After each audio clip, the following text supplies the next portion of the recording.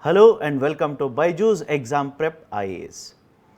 In today's live session, let's have a discussion on the very important economy related articles which have appeared between 29th of January to 4th of February 2022.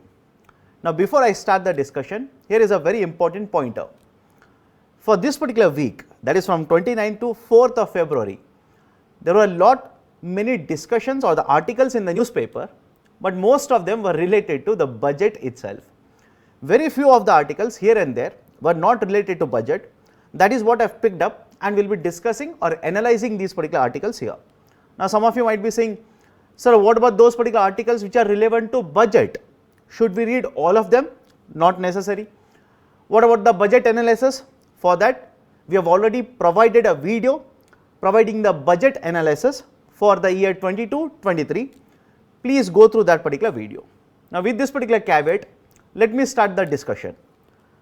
The first article is related to the merger between CCI and JCI.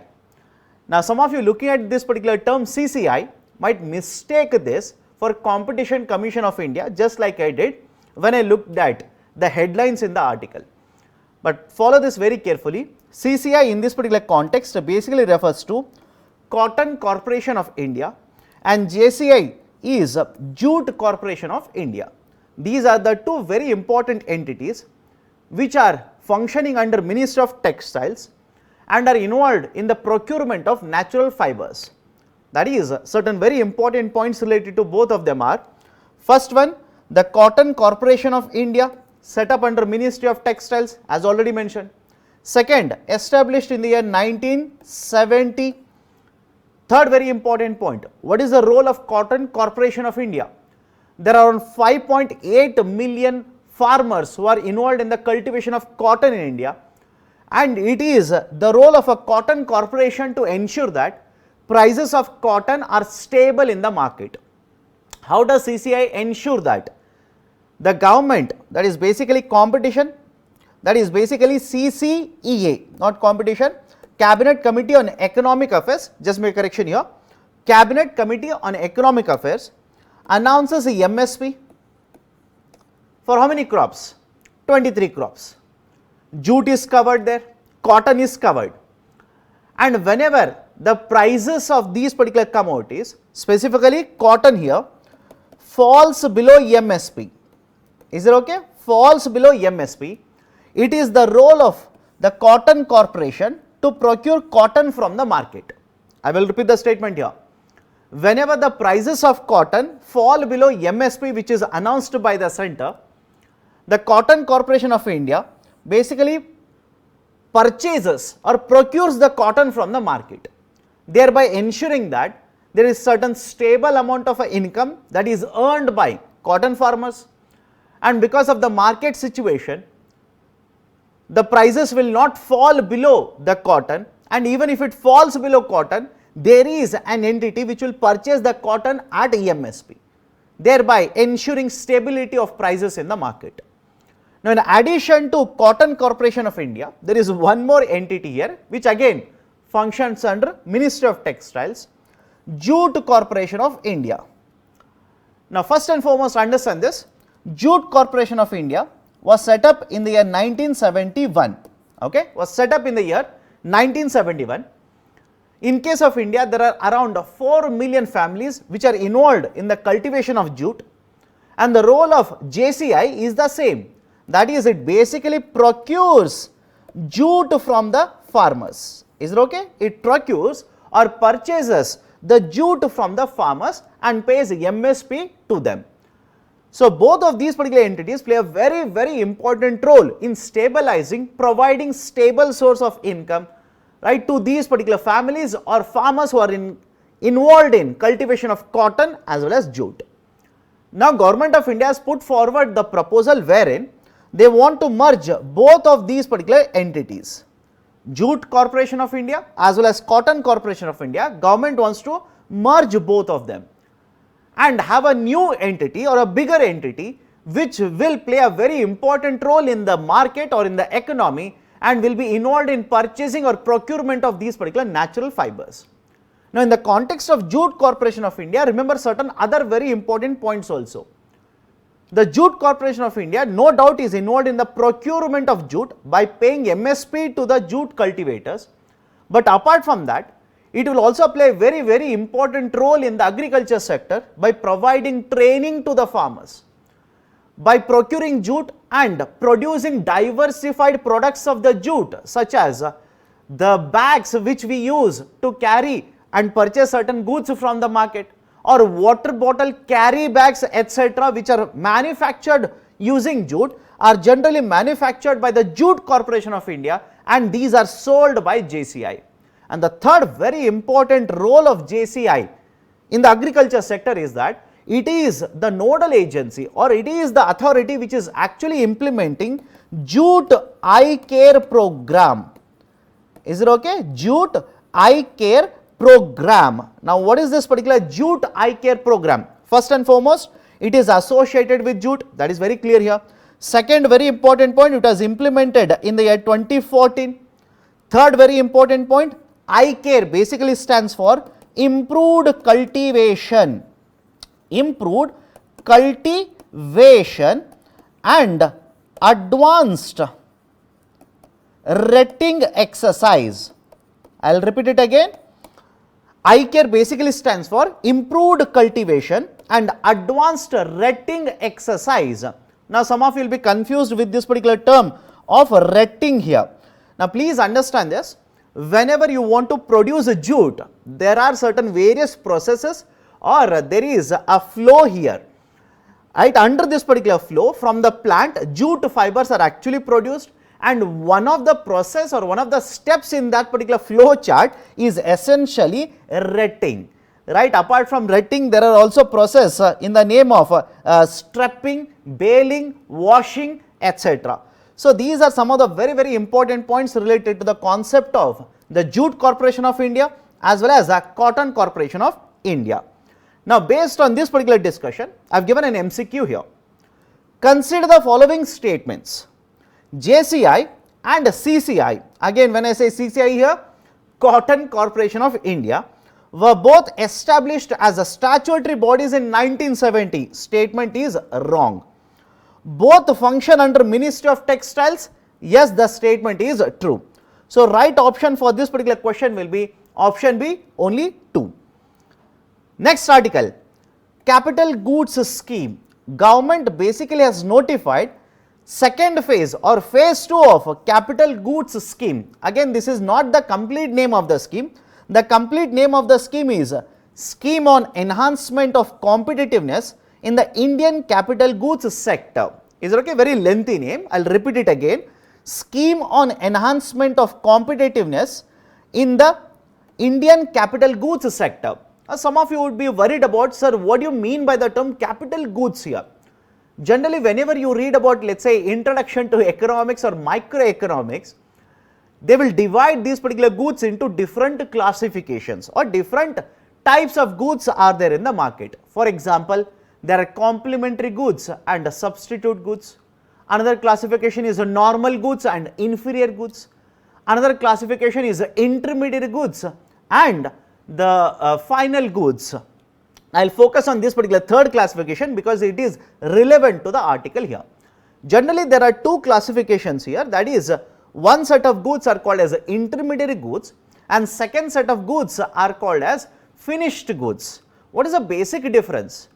Whenever they use the term finished goods, essentially it means that these particular goods are available for all of us to consume in the market. That is, the people who will purchase them will actually use them. Is it okay? Right? The buyers of these particular commodities, goods, etc., they will purchase and they will start using these particular goods. For example, you will purchase a two-wheeler and you will start using it. You will purchase a four-wheeler, TV, refrigerator, AC, etc., and you will start using these particular goods. These kind of goods are referred to as finished goods. Whereas, whenever you want to manufacture these particular finished goods, you require certain raw materials, you require certain other goods. Sir, what do you mean by that? For example, the laptop that you are using or the mobile phone that you are actually using, or let's say some of you will say, sir, I am not using both of them, I am in fact using a mobile phone, right, or a tablet. In that particular case, the tablet that you are using is essentially nothing but a finished good. But to manufacture the mobile, laptop or a tablet, thousands of components could have been used by the manufacturer. For example, in case of let's say a tablet, a chip will be used, right? That is one very important component. But that particular chip which is used in the manufacturing of let's say a tablet or a laptop is manufactured by another company, let's say Intel. There is a company by the name Intel. So this company has manufactured a chip, sold it to the laptop manufacturing company, and the laptop manufacturing company will use this to manufacture laptop, and you are using this particular laptop. So the laptop example here will become a finished good, whereas this particular chip becomes an intermediary good. Is it okay? So essentially the difference here is intermediary goods are used to manufacture. There is a value addition for the intermediary goods, and you actually prepare a finished good or a final good using intermediary good. Sir, why are you discussing all of this? Come to the article here. The government wants to promote more and more production of capital goods, but where the capital goods actually fits in this particular discussion that I have done so far? It basically is an example of a final good or a finished good. Generally, the final goods are divided again into consumer goods and capital goods, and here is the connection for you. Okay, consumer goods and capital goods. Consumer goods are those particular goods which are consumed by us, and when I say consumption, please do not take it literally. For a layman, consumption means eating, but in case of economy, consumption could simply mean using. For example, many of the times I will tell you, you are consuming petrol. It does not mean that you are literally drinking petrol. You might be using the petrol to drive a vehicle, right, to fill in the tank and start running or start driving a car or ride a vehicle or a bike as such. So have a look at this. The consumer goods are the ones which are consumed by us, whereas the capital goods are nothing but the machineries. Is it okay? These are nothing but machineries or other types of assets which are produced, which will again be used in manufacturing of other goods. Is it okay? These are nothing but the types of assets, or let's say machines, bridges, national highways, etc. Right? Generally, these are some examples of capital assets in the economy, but within that, if I focus on machines, these are generally referred as a capital goods. So have a look at this. These are the goods which are manufactured, no doubt, but these are again used for manufacturing of other goods in the economy or in the market. For example, sir, can you give me an example? Definitely. Whenever you are watching news or let's say reading newspaper, and there is one article regarding let's say manufacturing activity in India or manufacturing of cars in India, you will see a photo wherein a machine is actually being used to manufacture a car. Is it okay? In a factory, there is a machine which is fitting let's say glass window to a particular car, which is being used to fix a machine, right, in this or engine in this particular car, etc. What are these particular goods? These are nothing but examples of capital goods, right? So capital goods no doubt are the goods which are produced, but again these are the goods which are used to manufacture other goods in the market. Now what is the importance of capital goods? Any economy wants to have very high amount of a GDP, wants to promote manufacturing, wants to promote exports. You should have a very good manufacturing base of capital goods, and that is exactly what the government of India is doing here. Earlier in the year 2014, Government of India introduced the first phase of the scheme on enhancement of competitiveness in the Indian capital goods sector. This was introduced by Department of Heavy Industries, DHI. Remember this. This was introduced or launched by Department of Heavy Industries back in the year 2014, and the objective was very simple: promote more and more development in the technology, set up more and more infrastructure facilities which can be used for promotion of manufacturing of capital goods.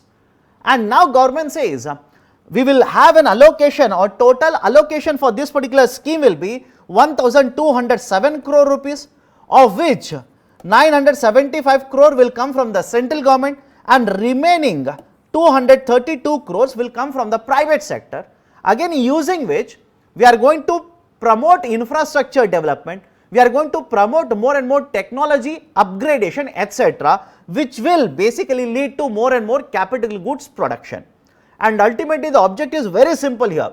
Government says that we want to ensure that the capital goods sector will contribute at least 25% to the manufacturing sector. Remember this particular point. Why? Generally, when you talk about the contribution of capital goods sector to manufacturing, it comes somewhere around 12%. Is it okay? It comes somewhere around 12%, which again translated in terms of GDP comes at around 1.8% of GDP. And this particular capital goods sector currently employs around 1.4 million people directly, and indirectly it employs around 7 million people. And by 2025, we expect that the employment in this particular segment will further increase.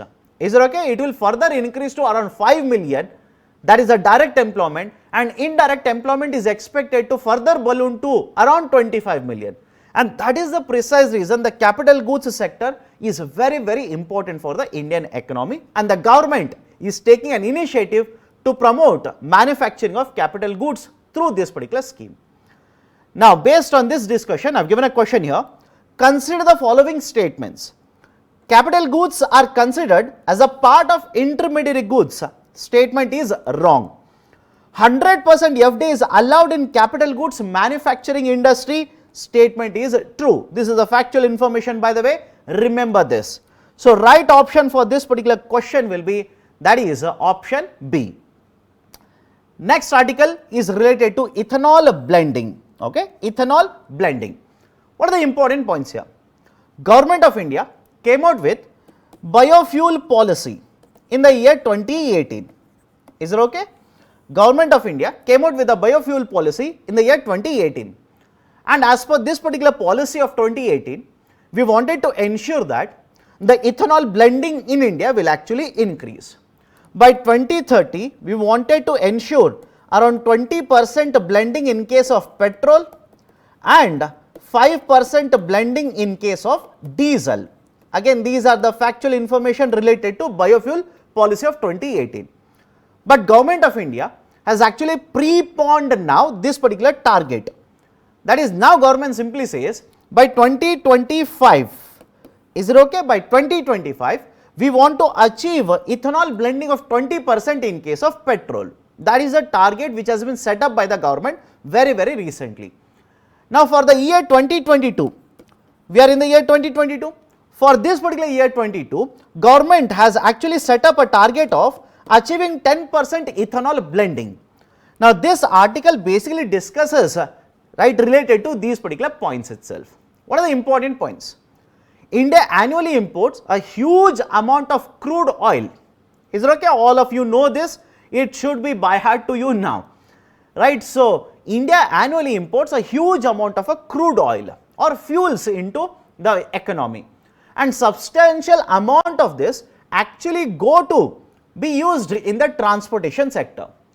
Now, the argument here is, if you start blending petrol with ethanol, or vice versa, if you start blending ethanol with the petrol, the amount of fuels that will be required, that is the amount of petrol that would be required or consumed, would actually come down, and the imports would start coming down. And as a result of this, annually India would be saving around $4 billion. Okay? India would actually be saving annually around $4 billion because of this. But having said so, please understand this. A very recent report by International Energy Agency, IEA, okay, a very recent report by IEA has noted that it will be very difficult for India to meet the 20% blending target by 2025. Right? It says that even if India achieves 11% blending target or achieves 11% blending, India will be the third largest country in terms of ethanol blending, right, with petrol. Now, the problems with respect to ethanol blending in case of India is, yes, the targets have been set up, but as per various reports, if India wants to achieve 20% ethanol blending, then the annual production has to be around 1000 crore liters. Is it okay? Annual production has to be around 1000 crore liters. And in case of India, currently, even with around 8.1% blending or around 8% blending, the total requirement is much higher compared to how much is actually produced. Right? So, there will be a certain shortage with respect to how much ethanol is actually required and how much is actually produced. Now, in order to promote more and more production of ethanol, Government of India very recently has basically introduced the concept of administered pricing mechanism. Under this, the oil marketing companies, whenever they purchase ethanol from any producers in the market, what price they are supposed to pay is being determined by the government. And the objective of this is very simple. Earlier, the ethanol production and procurement by these particular OMCs was basically focused on ethanol being produced using sugarcane, which has been allowed post 2018 in case of India. Now, we want to promote ethanol production and the procurement as well as blending, wherein the ethanol production is done by using other feedstock also. And one of the issues with respect to ethanol production in India is actually this: the feedstock supply is not uniform throughout the year, and as a result of this, right, the amount of ethanol production is also not uniform throughout the year. And the third issue is, do we have the engines which are compatible with this much high amount of ethanol blending? These are the three very important issues which have been flagged by various experts, right, that they say that are the issues related to ethanol blending in case of Indian economy. Done? So, these are some of the very important points related to this article. Please go through this. Next, very recently Government of India has gone for swapping of the government bonds as well as oil bonds. Now, what do you mean by bond swapping here? Let me simplify this. Imagine I am the Government of India. I am not, but imagine. Okay. Now, I am very happy with that particular imagination. Now, I will make you people happy. Now, imagine you are RBI. Okay. So, I am Government of India, you are the RBI. I have issued certain bonds in the market, that is the government bonds, and you have those particular government bonds, which essentially means on maturity I will have to pay the principal amount to you.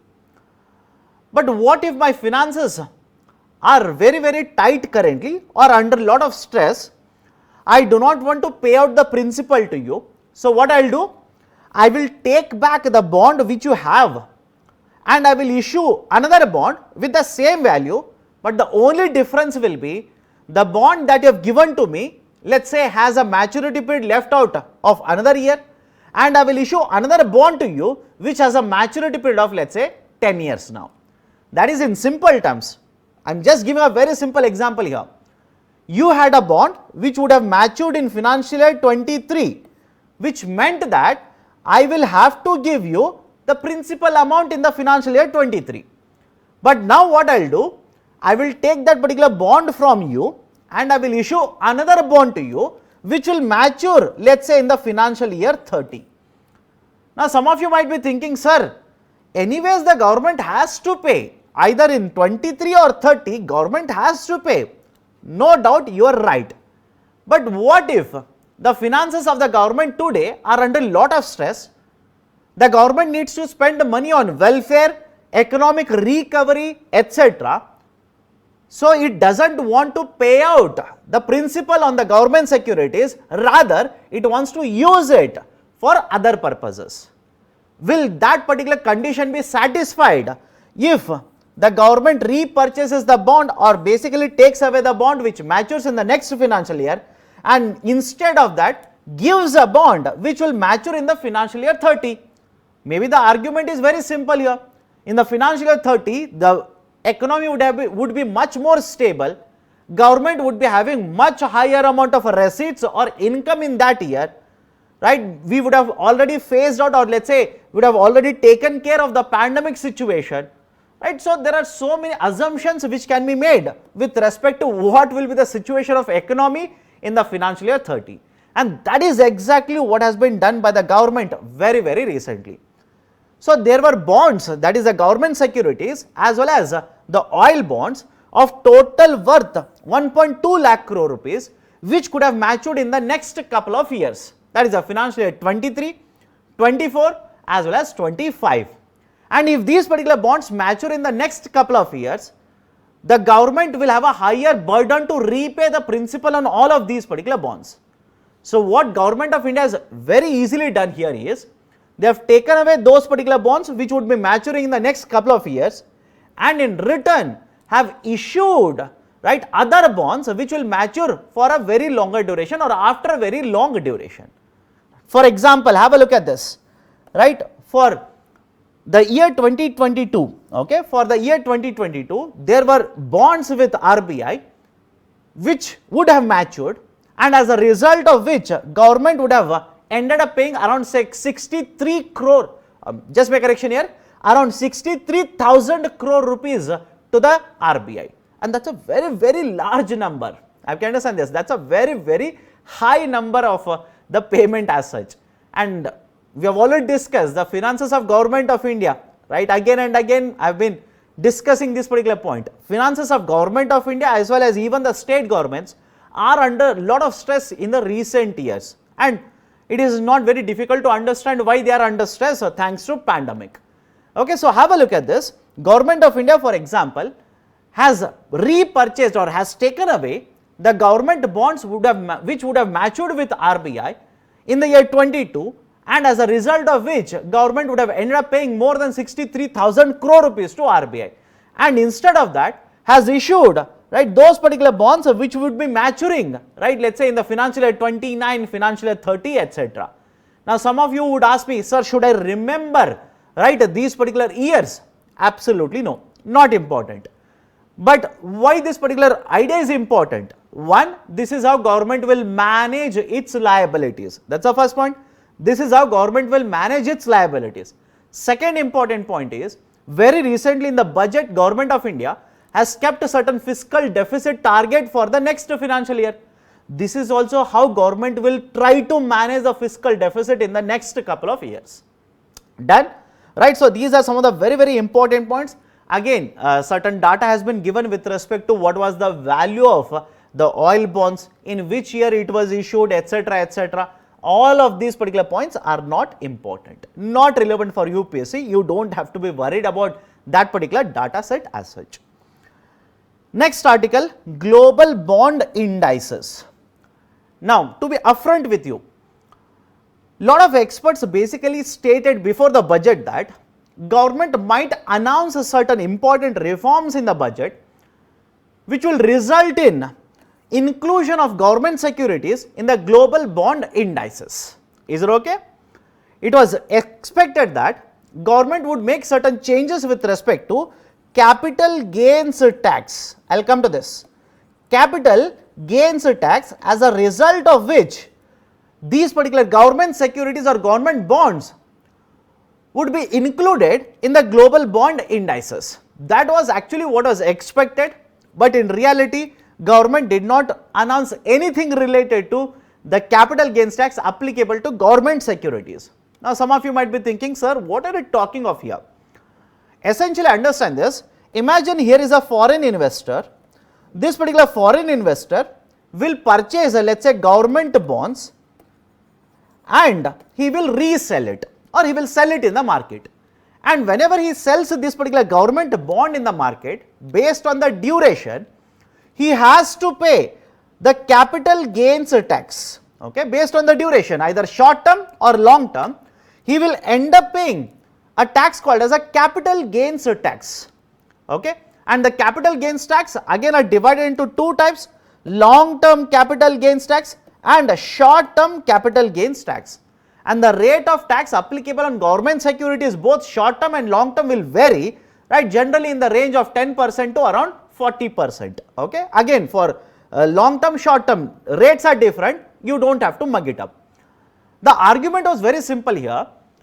You want the foreign investors to purchase these particular government securities, and they will be able to purchase these particular government securities when these particular government securities are actually included in the global bond indices. Just to make the point very, very clear here, even today foreign investors can purchase the government securities, but they are expected to come through a route of let us say foreign institutional investment, come into India and invest and purchase the government securities. But once these particular government bonds or government securities are included or are part of global bond indices, automatically there are certain institutional investors who will be purchasing these particular government securities.